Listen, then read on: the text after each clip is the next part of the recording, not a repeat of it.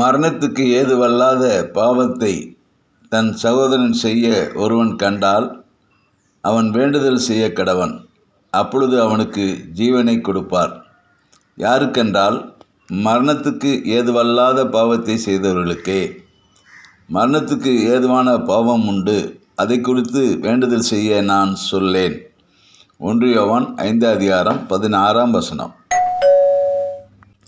ஆத்மா அழிவில்லாததாக எப்படி சிருஷ்டிக்கப்பட்டதோ அதே போல தான் மனிதனுடைய சரீரமும் அழிவு இல்லாததாகத்தான் சிருஷ்டிக்கப்பட்டது. ஆனால் அந்த மனிதன் கர்த்தருடைய வார்த்தையை மீறி விலக்கப்பட்ட கனியை புசித்ததினாலே அவன் சரீரத்துக்கு மரணம் வந்தது. அவன் தேவனுடைய சமூகத்தை விட்டு துரத்தப்பட்டு தேவனுடைய பிரசன்னத்தை இழந்து வாழும்படியான நிலைமை அவனுக்கு வந்தது.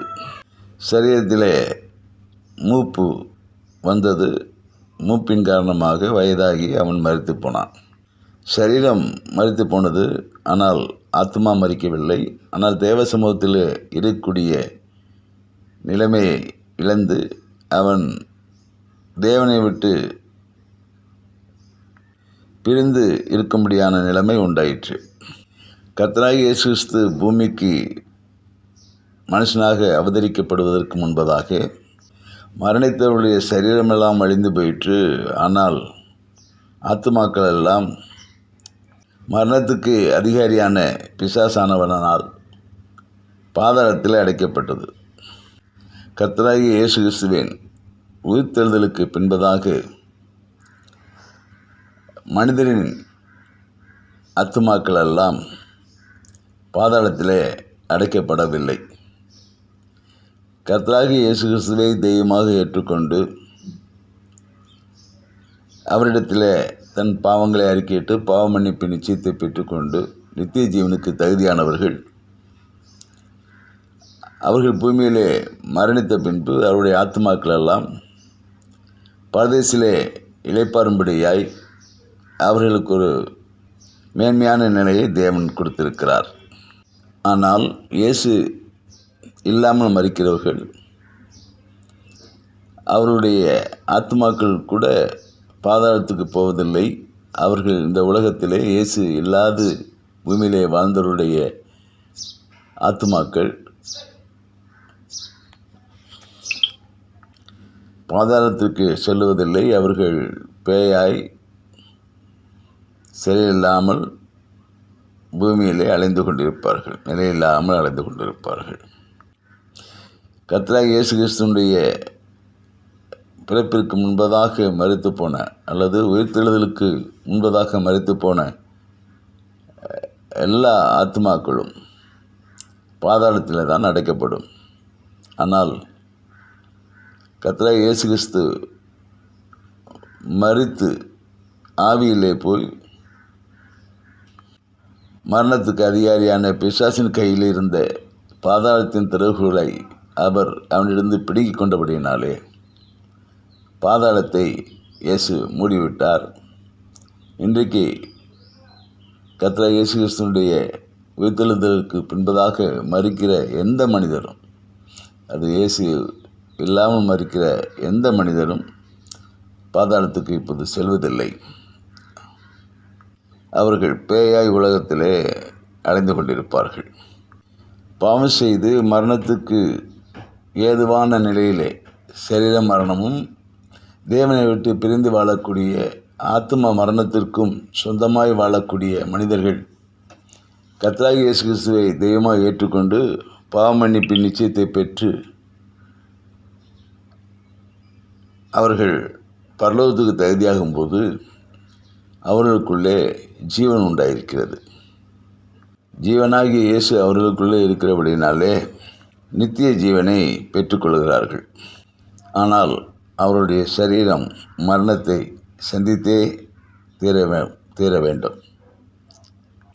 யோவான் மரணத்தை குறித்து எழுதும்போது மரணத்துக்கு ஏதுவான பாவத்தை உன் சகோதரன் செய்ய கண்டால் என்று 1 யோவான் 5 அதிகாரத்திலே எழுதுகிறார். மரணத்துக்கு ஏதுவல்லாத பாவத்தை சகோதரன் ஒருவன் செய்ய கண்டால் அப்பொழுது வேண்டுதல் செய்ய கடவன் என்று எழுதுகிறார். நாம் ஒன்றை விளங்கிக் கொள்ள வேண்டும். யாரெல்லாம் தங்களுடைய பாவத்தை இயேசுவினிடத்திலே, கர்த்தராகிய இயேசு கிறிஸ்துவினிடத்திலே அறிக்கையிடுகிறார்களோ அவர்கள் பாவங்களெல்லாம் மன்னிக்கப்படுகின்றன. அவர்கள் மீண்டும் பாவம் செய்யாது தங்களை தேவனுக்கென்று ஒப்பு கொடுத்து வாழும்போது அவர்கள் பரலோகத்திலே நித்தியமாய் வாழுகிற உரிமை பெறுகிறார்கள். அவர்கள் ஜீவன் எப்போதும் அவருடைய ஆத்மாவிலே இருக்கும். அவர்கள் நித்தியமாய் வாழுகிற உரிமையை பெறுகிறார்கள்.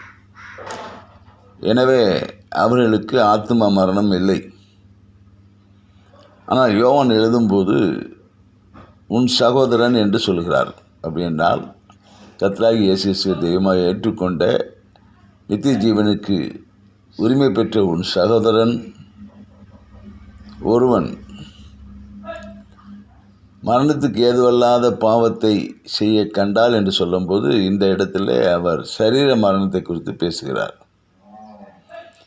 கர்த்தராகிய இயேசு கிறிஸ்துவை தெய்வமாக ஏற்றுக்கொண்டாலே அவர்கள் பரிசுத்த ஜீவியத்தை தங்களுடைய வாழ்க்கையிலே காணும்படி அவர்கள் வாழும்போது அவர்கள் நித்திய ஜீவனுக்கு தகுதியுள்ளவர்களாக, ஜீவனுடையவர்களாக, பரலோகத்தில் வாழுகிற சிலாக்கியத்தை பெற்றவர்களாக இருக்கிறார்கள். எனவே இந்த இடத்துல மரணம் என்று சொல்வது சரீர மரணத்தை குறித்து பேசுகிறார். அப்போ சரீர மரணம் அது எந்த இடத்திலே இது சொல்லப்படுகிறது என்று சொன்னால், பாவம் செய்த ஒரு மனிதன் தன் பாவங்களை எல்லாம் அறிக்கையிட்டு பரலோகத்துக்கு தகுதியாகி அவன் பூமியிலே வாழ்ந்து கொண்டிருக்கும்போது அவன் செய்த பாவத்திற்கு தக்கதான தண்டனையை அவன் சரீரத்திலே அனுபவித்து தான் தீர வேண்டும். அப்போதுதான் அவனுடைய ஆத்மா பரலோகத்தில் வாழக்கூடிய உரிமையை பெற முடியும். பூமியிலே நீதிமானுக்கு சரி கட்டப்படும் என்று வேதம் சொல்லுகிறது. சரீரத்திலே செய்த அவன் பாவத்திற்கு தக்கதான தண்டனையை பூமியிலே பெற வேண்டும் என்று சொல்லி வேதம் சொல்லுகிறது. அப்போதுதான் அவன் பரலோகத்திலே அந்த நித்தியமான வாழ்வை அவன் பெற்றுக்கொள்ள முடியும். பூமியிலே அவன் பாவம் செய்து அதுக்குரிய தண்டனை பெறாது அவன் பரலோகத்திலே போய் வாழுகிற நிலையை அடையவே முடியாது. அவன் செய்த பாவத்துக்கு தக்கதான தண்டனையை பூமியிலே அனுபவித்துத்தான் தீர வேண்டும். அதுதான் பூமியிலே நீதிமான், இயேசுவின் இரத்தத்தாலே கழுவப்பட்ட நீதிமானுக்கு பூமியிலே சரி கட்டப்படும். அப்போ அவனுடைய பாவம் இந்த பூமியிலே அவனுக்கு பலவிதமான பாடுகளை அவனுக்கு கொண்டு வருகிறது, சரீரத்திலே கொண்டு வருகிறது. அப்படி சரீரத்திலே அவன் பாவம் செய்த ஆனால் நித்திய ஜீவனுக்கு தகுதியான இயேசு கிறிஸ்து மூலமாக ஜீவனை பெற்றுக்கொண்ட உன் சகோதரன், அதுதான் யோவான் சொல்கிறார். உன் சகோதரன் மரணத்துக்கு ஏதுவல்லாத பாவத்தை அவன் வாழ்க்கையிலே செய்திருப்பானேயானால்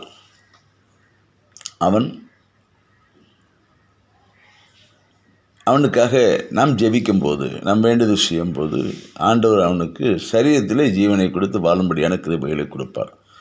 அவன் மரணத்துக்கு எதுவாக அவன் சரீரத்தில் வியாதி வந்திருந்தாலும் சரி, அப்படிப்பட்ட ஒரு போராட்டமான சூழ்நிலையில் அவன் இருந்தாலும் கூட அவன் மரணத்துக்கு எதுவான பாவம் செய்யாத போது அவனுக்காக ஜெபிக்கும்போது ஆண்டவர் அவனுக்கு ஜீவனை கொடுப்பார். அப்போ அநீதியெல்லாம் பாவம்தான், எல்லாமே அநீதியெல்லாம் பாவம்தான். அந்த எல்லா பாவங்களையும் ஆண்டவர்கிட்ட அறிக்கையிடும்போது நாம் பரலோகத்துக்கு தகுதியாகி விடுவோம். நம்மளை ஆண்டவர் பரிசுத்தப்படுத்துகிறார், இயேசுவின் ரத்தம் நம்மை பரிசுத்தப்படுத்துகிறது. அதனால் நாம் பரலோகத்துக்கு தகுதியாகி விடுவோம்.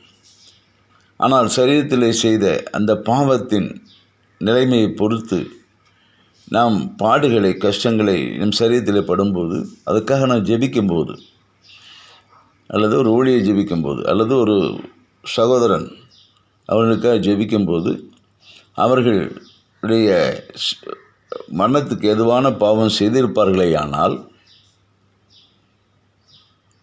அப்பொழுது நாம் என்னதான் ஜெபித்தாலும் கூட அவர் சரீர மரணம் வந்தே தீரும். அதைத்தான் யோவான் எழுதுகிறார். அநீதியெல்லாம் பாவம்தான், மரணத்துக்கு எதுவல்லாத பாவத்தை ஒருவன் செய்யும்போது அவனுக்கு ஜீவன் உண்டாகும் என்று சொல்கிறார். அப்படியானால் மரணத்துக்கு எதுவான பாவம் எது, என்ன என்பது ஒரு கேள்வி வருகிறது. அதைத்தான் ஒரு ஊழியக்காரர் கேட்டிருக்கிறார். மரணத்துக்கு எதுவான பாவம் எது என்று சொல்லி. சங்கீதம் 32 பார்ப்பீர்களானால் அதிலே மரணத்தை குறித்து, பாவத்தை குறித்து எழுதப்பட்டிருக்கிறது. எவனுடைய பாவம் மூடப்பட்டதோ, எவனுடைய மீறுதல் மன்னிக்கப்பட்டதோ, எவனுடைய அக்கிரமத்தை கர்த்தர் எண்ணாதிருக்கிறாரோ அவன் பாக்கியவான். பாவம் என்பது என்ன, மீறுதல் என்பது என்ன, அக்கிரமம் என்பது என்ன? பாவம் என்பது நம்முடைய சுய சரீரத்துக்கு விரோதமாக செய்யக்கூடியது பாவம். அந்த பாவம் மன்னிக்கப்படும், பரலோகத்துக்கு தகுதியாகிவிடும். இரண்டாவது சொல்லப்படுவது கர்த்தருடைய வார்த்தையை மீறி நடப்பது பாவம். கர்த்தரால் சொல்லப்பட்ட வார்த்தையை மீறி நடப்பது பாவம். அது தேவனிடத்தில் அறிக்கையிடும்போது மன்னிக்கப்படும். மூன்றாவது சொல்லப்படுகிறது அக்கிரமம். அக்கிரமம் என்பது பிறருக்கு விரோதமாய் செய்யக்கூடிய பாவம் அக்கிரமம். இந்த அக்கிரமம்தான் சாபத்தை கொண்டு வரும். இந்த அக்கிரமம்தான் பலவிதமான உடலிலே சரீர குறைபாடுகளை கொண்டு வரும். இந்த அக்கிரமம்தான் நம்முடைய சரீர மரணத்தையும் கொண்டு வரும். ஆனால் இந்த அக்கிரமம் செய்த ஒரு மனுஷன் தேவனிடத்தில் மன்னிப்பு கேட்கும்போது இயேசு மன்னித்து விடுவார். அவன் பரலோகத்துக்கு தகுதியாகி விடுவான். நித்திய ஜீவன் அவனுக்கு உண்டு. ஆனால் அவன் செய்த அக்கிரமத்துக்கு தக்கதான பலனை அவன் சரீரத்தில் அனுபவிக்கும் போது அந்த அக்கிரமம் மரணத்துக்கு ஏதுவான அக்கிரமத்தின் செயலாய் காணப்படுமே. ஆனால் அவன் சரீரத்தில் அதற்கான தண்டனை வரும்போது, நாம் ஜெபிக்கும்போது அவன் அந்த சரீர மரணத்திலிருந்து அவன் தப்பிக்க முடியாது. ஆனால் அவன் செய்த பாவம் அக்கிரமமாய் காணப்படாத போது, பிறருக்கு விரோதமாய் பாவம் செய்யாது, பிறருக்கு விரோதமாய் செய்கிற பாவத்தில் கூட மற்றவர்கள் அழிந்து போகிற விதமாக, அவருடைய வாழ்க்கையை அழித்து போடுகிற விதமாக, அல்லது அவர்களை கொலை செய்யும் விதமாக, இப்படிப்பட்ட துன்மார்க்கமான அக்கிரமங்கள் பிறருக்கு விரோதமாக செய்திருந்தால் அது மரணத்தை கொண்டு வரக்கூடிய, சரீர மரணத்தை கொண்டு வரக்கூடிய அக்கிரமம். அதற்காக அவன் பூமியிலே அவனுக்கு சரி கட்டப்படும் போது அவன் நீதிமானாய் மாறிவிட்டான். தன்னுடைய பாவத்தை அறிக்கையிட்டு தேவனிடத்தில் அறிக்கையிட்டு அவன் நீதிமானாய் மாறிவிட்டான். ஆனால் அந்த நீதிமானுக்கு பூமியில் சரி கட்டப்படும் போது, அவர் சரி செய்யப்படும் போது, அவனுடைய அக்கிரம செய்களுக்கு தக்கதான பலனை ஆண்டவன் கட்டளையிடும்போது, சில வேளை அவன் மரணத்துக்கு எதுவான பாவம் பிறனுக்கு அக்கிரமம் செய்யும்போது அது அவனை கொன்றுபடக்கூடியவோ அளவிலேயோ அல்லது அவனுடைய வாழ்க்கையை அழித்து போடுகிற அளவுக்கோ அப்படி செய்யும்போது அந்த அக்கிரமம் அவனுடைய சரீரத்தில் மரணத்தை கொண்டு வரும். அதுக்காக அவனுக்காக ஒரு ஊழியக்காரரோ அல்லது இயேசுவை ஏற்றுக்கொண்ட ஒரு சகோதரனோ அவனுக்கு ஜீவன் வேண்டி ஜெபிக்கும்போது அந்த வேண்டுதல் கேட்கப்பட மாட்டாது. எனவே அதை தேவன் தெரியப்படுத்துவார். நம்ம ஜெபிக்கிறவர்களுக்கு ஆண்டவர் தெரியப்படுத்துவார். எனவே என்ன செய்யணும், அதுக்காக வேண்டுதல் செய்தாலும் அவர்களுக்கு ஜீவன் உண்டாகாது. அதுதான் அக்கிரமம் மரணத்தை கொண்டு வரும். அக்கிரமம் மரணத்தை கொண்டு வரும். கர்த்தராகிய இயேசு கிறிஸ்து ஜீவனை கொடுக்குறார். பரலோகம் உண்டு, பரலோகத்துக்கு போயிடலாம், நித்திய ஜீவன் நமக்கு கிடைச்சிடும். ஆத்மாவுக்கு நித்திய ஜீவனோடு கூட ஆத்மா வாழும், பரலோகத்தில் வாழும். அந்த சிலாக்கியத்தை தேவன் கொடுக்கிறார். கர்த்தராகிய இயேசு கிறிஸ்து மூலமாக நமக்கு அந்த சிலாக்கியம் கிடைக்கிறது. ஆனால் அப்படி சிலாக்கியம் கிடைக்கப்பட்டவர்கள் அவர்கள் ஒருவேளை அக்கிரமம் செய்திருந்தால், நிதியான காரியங்கள் செஞ்சால் கூட பரவாயில்ல, அக்கிரமம் செய்யும்போது அவர்கள் சரீரத்தில் பலவிதமான பாடுகள் உபாதைகளை சந்திக்க வேண்டியிருக்கும். அது மரணத்துக்கு எதுவான அக்கிரம செய்திருப்பார்களானால், பாவம் செய்திருப்பார்களானால், அதற்காக என்னதான் ஜெபித்தாலும் அந்த பாடுகளோடு கூட அவர்கள் மரணம் கண்டிப்பாக வந்து சந்திக்கும். ஆனால் சரீர மருத்துவடும் அவர் செய்த அக்கிரம செய்களுக்கு தக்கதான பலனை சரீரத்தில் அவர்கள் பெற்றுக்கொள்வார்கள். ஆனால் அவருடைய ஆத்மா கர்த்தராகிய இயேசு கிறிஸ்துவை ஏற்றுக்கொண்டபடினாலே அவர்கள் பரலோகத்துக்கு வந்து சேர்வார்கள். அவர் மற்றவர்களை பற்றி யோவான் எழுதலை. இயேசுவை ஏற்றுக்கொள்ளாதவர்களை பற்றி யோவான் இந்த இடத்துல எழுதலை. உன் சகோதரன் சொல்லுகிறார். மரணத்துக்கு எதுவான பாவம் செய்த உன் சகோதரன் சொன்னால் இயேசுவின் ரத்தத்தாலே கழுவப்பட்டவர்கள் தான் நமக்கு சகோதரர்கள். அவர்கள் செய்ய காணும்போது, அவர்களுக்காக ஜெபிக்கும்போது, அவர்கள் மரணத்துக்கு எதுவான பாவம், சரீர மரணத்துக்கு எதுவான பாவத்தை, அவர் கொடுமையான பாவத்தை, அக்கிரமத்தை அவர்கள் செய்திருப்பார்களே, ஆனால் அவர்களுக்காக ஜெபம் பண்ணி பிரயோஜனம் இல்லை. அவர்கள் மரித்து போவார்கள். அவர் சரீரம் மரித்து போகும். அதைத்தான் இந்த இடத்துல தேவன் தெரியப்படுத்தி இருக்கிறார். எனவே அநீதியெல்லாம் பாவம்தான், மரணத்துக்கு எதுவான பாவம் உண்டு. எனவே அக்கிரமம் என்பது பிறனுக்கு விரோதமாய் செய்கிற பாவம். நம் சரீரத்துக்கு விரோதமான செய்கிற பாவம் மன்னிக்கப்படும், அதில் தண்டனை வராது. தேவனுடைய வார்த்தையை மீறி செய்யும்போது சில வார்த்தைகளை பற்றி தெளிவாக பேசணும்னா அது வார்த்தைகளை பற்றி நிறைய காரியங்கள் பேச முடியும். அந்த வார்த்தையை மீறி பாவம் செய்யும்போது கூட அது மன்னிக்கப்படும். அதனால் கூட தண்டனை வர்றது, மரண தண்டனை சரீரத்தில் வருவது என்பது மிகவும் சொற்பமே. ஆனால் அக்கிரமம் என்பது அது பிறனுக்கு விரோதமாய் செய்கிற பாவம். அது சரீரத்தில் மரணத்தை கொண்டு வரும். அவன் கர்த்தராகிய இயேசு கிறிஸ்துவை தெய்வமாக ஏற்றுக்கொண்டு இருந்தாலும் கூட அவன் செய்த அக்கிரமத்துக்கு தக்கதான தண்டனையை ஆண்டவர் பூமியில் சரீரத்தை கொடுக்கத்தான் செய்வார். நீதிமானுக்கு பூமியில் சரி கட்டப்படும். பூமியில் சரி கட்டப்பட்டால் தான் நம்ம பரலோகத்தில் போய் நம்ம ஒரு விடுதலையாய் ஆண்டவரை நம்ம என்ன செய்ய முடியும்னா ஆண்டவரோடு கூட வாழ முடியும். அதுதான் ரோமர்கள் எழுதின புத்தகம் 13ஆம் அதிகாரத்தில் கூட எழுதப்பட்டிருக்கிறது. 8ஆம் வசனம் நினைக்கிறேன். அதில் எழுதப்பட்டிருக்கிறது, அன்பு கூறுகிற கடனை இன்றி ஒரு கடனும் உங்களுக்கு இருக்கக்கூடாது. எங்கே பரலோகத்துக்கு வரும்போது ஒரு கடனும் இருக்கக்கூடாது. அன்பு கூறுகிற கடன் தான் இருக்கணும். பூமியிலும் அன்பு கூறுகிற கடனாக இருக்கணும், பரலோகத்துலேயும் போய் நம்ம அந்த கடனோடு தான் நம்ம போகணுமே இல்லையா. இங்கே நம்ம செலுத்தி தீர்க்க வேண்டிய கடன், பிறனுக்கு விரோதமாக பாவம் பண்ணினாலும் அதெல்லாம் செலுத்தி அதுக்குரிய எல்லா காரியங்களும் சரீரத்தில் சந்தித்து தான் ஆகணும். அதனால் அக்கிரமம் என்பது பிறனுக்கு விரோதமாக செய்யக்கூடிய பாவம். அதில் அந்த அக்கிரமத்தினுடைய கொடுமையான செயலை குறித்து சரீரத்தில் மரணம் வரும். இதைத்தான் இப்போ யோவான் எழுதுகிறார். அநீதியெல்லாம் பாவம்தான், ஆனால் மரணத்துக்கு எதுவான பாவம் உண்டு. அதுக்காக நீ வேண்டுதல் செய்ய நான் சொல்லேன் அப்படின்னு சொல்கிறார்.